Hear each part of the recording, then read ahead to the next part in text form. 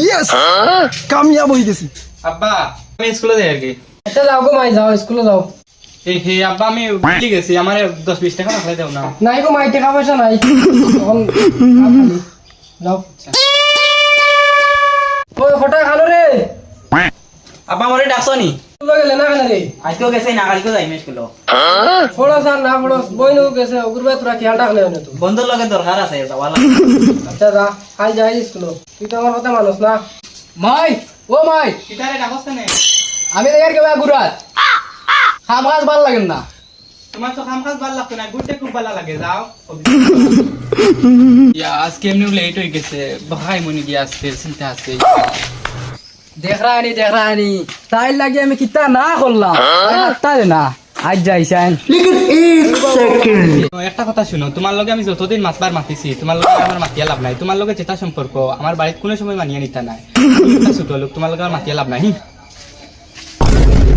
যা রে বুড়ি যা, তোর লাগি আমি কিতা না করলাম আর তুই এবার ইগনোর করে গেলে গিয়া টাকা পয়সা যদি বানাইমু এদিন তোর বাড়িতে যাইমু।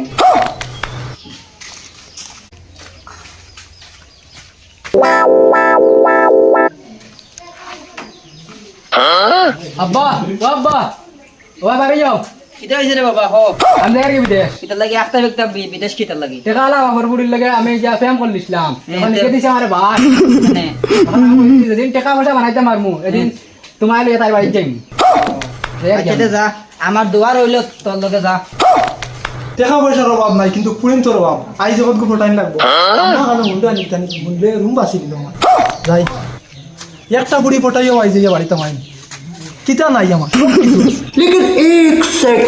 কে তুমি চৌকে দেখো নানি? তোকে তো আমি সারাও দেখি, তুমি কিতা বাড়ি সার পুরি নেন। কে তুমি চিনলাম না। আমি তো বিদেশ থাকি আই বাক্কা কতদিনে আইছি, প্রায় 1.5-2 বছর আইছি।